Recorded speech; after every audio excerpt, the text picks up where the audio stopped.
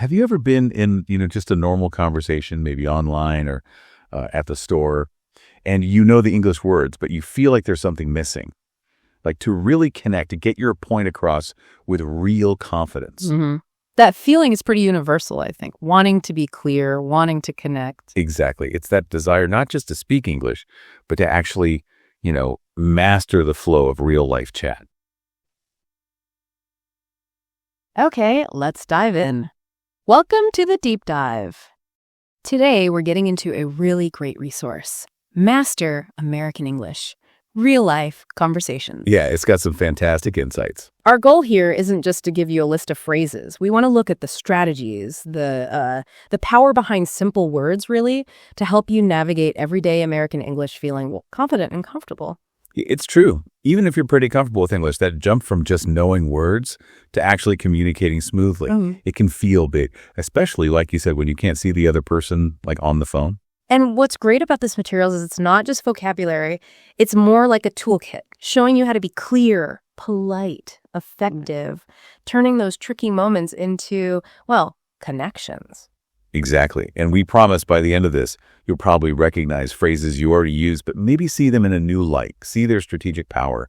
It's kind of a shortcut to feeling not just understood, but really articulate. Confident in those daily chats. Let's get started. Okay, let's begin where most chats do.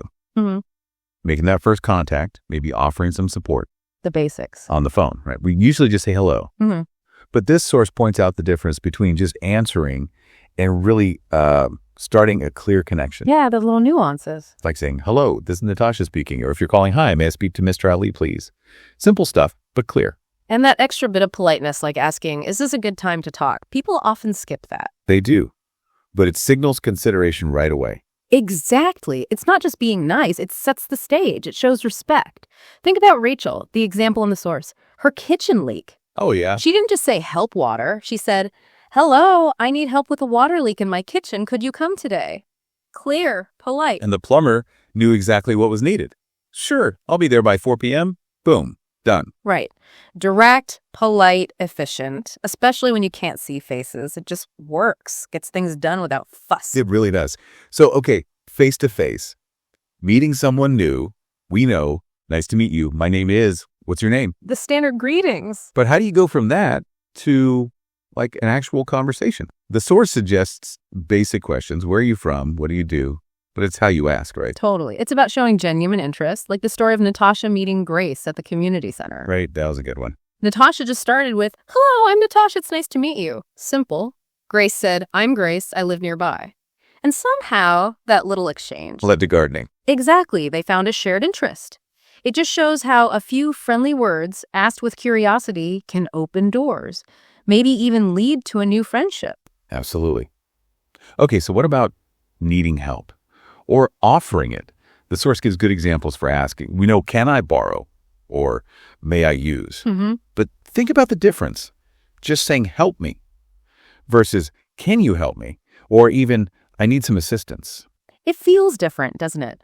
Asking politely, it's not just manners. It respects the other person's space, their time. And honestly, it often makes them want to help more. Like Mark, the student in the example. Yeah, super simple. Can I leave class early today? Yes. Direct, polite, effective. And offering help. Same idea. Can I help you? Do you need any help? It's an invitation. Right, not an assumption.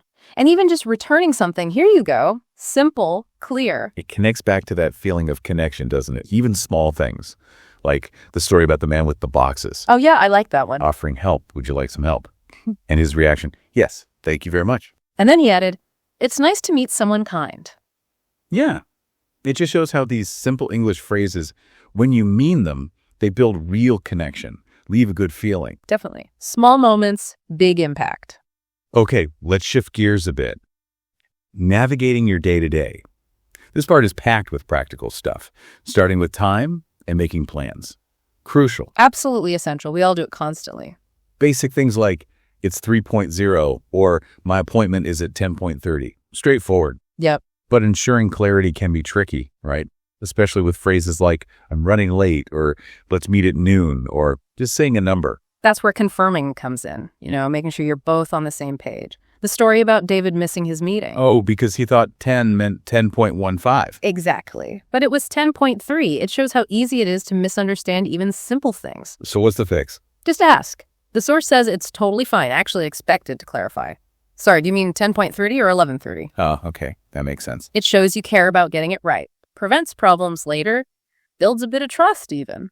That really is a game changer. Okay, so once you've nailed down the time, making plans gets easier. The source gives good phrases. Yeah, the go-tos. You want to meet tomorrow? Let's go to the park this weekend. What time works for you? Where should we meet? They're invitations, really, like arranging coffee with Anna after work in the example. It's casual, normal conversation. Right. And what about bigger things, like planning an event? Same principles apply. Yeah. Clarity and coordination. Phrase like, okay, let's meet at 5 p.m., or we need to figure out food and drinks, or who's planning on coming? Like Sarah planning her husband's party. Perfect example. Calling friends. The party starts at 7:00 at our place, asking for help. Could you maybe bring some snacks? And the practical side. Okay, we need drinks, snacks, definitely a cake. See? Simple sentences, used clearly, just streamline the whole process. Makes planning less chaotic. Totally manageable. No. Okay, so moving on to getting around, getting what you need. Directions first. Asking is key. How do I get to the mosque? Where's the nearest pharmacy? Standard questions, but giving directions. That's where clarity is king. Right, like go straight, turn left to the bakery. It's right next to the bookstore. Specifics matter. Visual cues, landmarks. The source mentions that visitor who asked for the pharmacy. And they said, your English is very clear. Yeah, that little bit of feedback, it shows that giving clear directions, even simple ones, it builds your confidence and it helps the other person trust the information. That's a great point. And for transport, buses, trains, taxis. Practicality is key. Direct questions. Where's the closest bus stop? How much for a ticket to the city? Does this bus go down Main Street? You need quick, accurate info. The taxi example nails it. Please take me to Green Road near the big mosque. Clear destination. Driver, Yeah. Sure, about 20 minutes. Then the crucial follow-up. How much will that cost? Around $5. Simple, effective, real life. Exactly. Okay, shopping. We're beyond just pointing now, asking prices. How much is this? Quantities. Can I get like 1 kilo of potatoes, please? Freshness? Is this fresh? Right, engaging more. And these little interactions, they add up. They build your fluency, your confidence, like the banana example at the market. Are these bananas ripe? Yep, perfect for today. It's not just about the fruit, right? It's about making a specific inquiry confidently. True. And clothes shopping. Describing things. I bought a warm jacket. It's getting cold. Or preferences. I really like cotton shirts. They're so soft. Makes it more personal. And of course, the basics. How much is this? Do you have this in blue? Always useful. And finally, paying. The absolute essentials. Can I pay by card? Do you take cash? Here's my card. Or even keep the change. Yeah. These are like your passport to smooth transactions. Gotta know them. Definitely. Makes life easier. Okay, let's talk about health and wellness. This can feel a bit sensitive, but clear communication here is just vital. Absolutely crucial. No room for ambiguity sometimes. For your own symptoms, the source suggests being direct. I have a headache, my back hurts, and adding details like duration. I've had this pain for about 3 days. Right. Not just what hurts, but how long, how intense maybe. Those details matter. Why is it so important? Well, think about the uncle in the clinic example. With the chest pain. Yeah, that was vivid. He didn't just say pain. He said, it feels tight right here and pointed. And when asked about shortness of breath? He specified, a little, especially when I walk. Exactly. That precision, using simple but accurate words, let the doctor understand quickly, got him the right advice fast. It really shows the impact of clear descriptions in important situations. That's a really powerful example. Okay, routine stuff. Checkups, appointments, phrases like, I'm here for my regular checkup, or I'd like to get my blood pressure checked. And booking, can I make an appointment for tomorrow afternoon? Simple, direct. The anecdote about the husband's checkup was good too. He just said, I feel fine, just want to make sure everything's okay. And the doctor's advice was straightforward. Looks good, keep eating healthy, keep walking. Yeah. That quick, clear visit brought peace of mind. No need for complex language. For sure. And if you're there with a child, again, focus on observable things. My daughter has a fever. My son has a cough. Adding duration. He's had it for 2 days now. Like Olivia with her baby. Runny nose, not sleeping well. Just stating the facts. The source mentions it helped Olivia feel calmer, more confident explaining things in English. That makes sense. So just talking about general well-being, how you feel day to day. Simple phrases work best. I feel tired today. I'm trying to eat healthier food. I go for a walk most mornings. Like Peter, who started exercising. I feel stronger now, more energy. And his goal, trying to get 8 hours of sleep. These simple statements paint a picture, make you relatable, easy to share, easy to understand. All right, let's move into painting a picture of your world. This is where you really get to share who you are, your life, starting with daily routines, work life. Yeah, the rhythm of your day. Describing your day, the source gives simple, sequential phrases.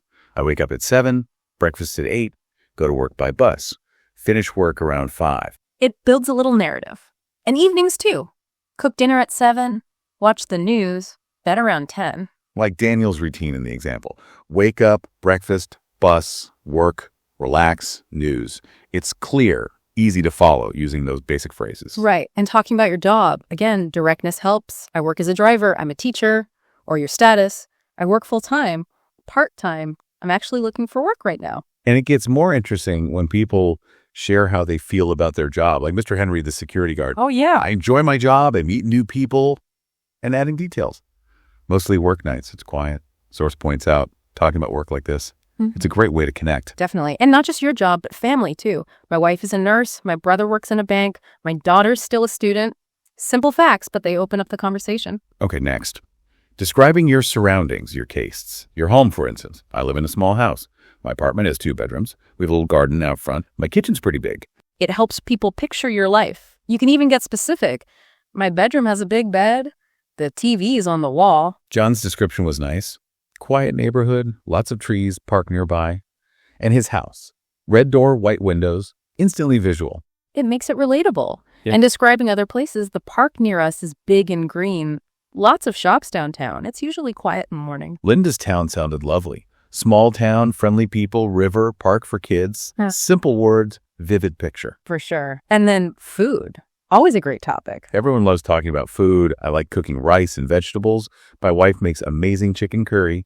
My favorite, pizza, or dislikes. Not keen on spicy food.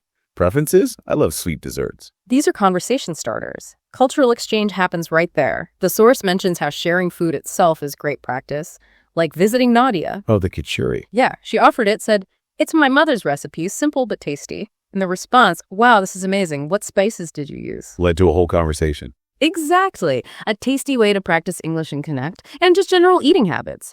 I always eat breakfast, try to eat healthy, drink tea in the morning. Like Paul eating rice and fish for dinner, trying to cut back on sugar. Relatable detail. Yep. And weather, the ultimate safe topic, right? Always. Sunny today, looks like rain tomorrow. It gets really hot in summer. James liking sunny days, remembering last week was cold. Simple observations, easy ways to start chatting. Okay, now, hobbies and free time. Yeah. This is where personality really shines through. General hobbies, I like reading, enjoy walking in the park. My hobby is gardening, Yeah. play football with friends, Clear, simple ways to share what you love. Like Anna, who paints because it makes her feel happy. and goes fishing with her family on weekends. Lovely detail. And weekend plans. Usually go to the park with the kids, visit relatives on Fridays. Common activities. Jamal taking his kids to the farm. Yeah, feed the chickens, pick vegetables. Sounds peaceful. And then he asks, so what do you usually do on weekends? Turning it into a two-way chat. Perfect. And sports. Simple is best. I like to play football. Favorite sport is tennis. Watch sports on TV. James playing football for exercise. Linda playing basketball, watching football. Easy ways to share interests. Maybe find common ground with fellow fans. All right, moving into expressing yourself more deeply. Opinions first. This can be tricky, but important. Yeah, navigating disagreement politely. Phrases like, in my opinion, this is a good idea. Or maybe, I don't think that's the best way. And for agreement, disagreement, I agree. Or the source suggests, I see your point, but I think differently. Ooh, that's a good one. I see your point, but very useful. It acknowledges the other person while stating your view, like the chat with cousin Samira about online learning. Right, Samira. Studying at home is more comfortable. Reply, I understand, but I prefer class. I focus better. See? Shared opinions, no argument. The source says that's how you do it in English. Okay, what about feelings? Also crucial, simple ways work. I feel nervous. I'm a bit worried, trying to stay calm, or even, I just need a minute to think. Lets people know where you're at. Emily before her job interview. feeling nervous. Yeah, taking deep breaths, telling yourself, it's okay, just do my best. And she said speaking calmly helped her think clearly. Good reminder. Definitely. And describing people, you can do appearance. He's tall, brown hair, she has blue eyes, wears glasses, but also personality. He's really kind and friendly. She's very funny. That adds depth. Like the interaction with John. You have a nice smile. And his reply, thanks, you seem friendly too. Simple compliments, instant connection. Lastly, telling stories from the past. Using time markers helps. Last week? Yesterday. When I was a child. Makes the story flow clearly, like Robert talking about his childhood in a small town playing outside, or his trip. Last summer, we went to the mountains. The source highlights that telling stories is great practice, especially for past tense, and just a fun way to share your life. Absolutely. Brings conversations alive. Finally, let's look forward. Goals, dreams, advice. The source really encourages sharing aspirations. Yeah, it's about articulating your future. Using phrases like, my goal is to learn English well. I want to travel. I hope to find a good job. Or just general hopeful phrases, I hope, I want, I would like. Right. Saying it out loud kind of makes it more real, doesn't it? And it helps you work towards it. Like James, the aspiring teacher. Yeah, his story was great. I want to become a teacher. He's studying hard, practicing English daily. Admits, it's not easy, but I believe I'll succeed. That's inspiring. And it's great practice for using future tense, talking about commitment, really useful in conversations about the future. Okay, this next bit is key. Learning new things, staying motivated. How do you talk about that? You can describe the process. I'm learning to bake, studying English every day, and acknowledge the challenge. It's difficult, but I'm getting better. Optimism. Like Hannah learning to use the sewing machine. Exactly. Made mistakes at first, but now I can make clothes for my kids. And the key, practice is just 30 minutes a day. That small, consistent habit made the difference. She felt proud. That sense of accomplishment is huge. Yeah. How do you stay motivated? The source suggests simple self-talk. I'll practice a little every day. I'll try to speak more. Reminding yourself that even 5 minutes helps. Little steps? Yeah.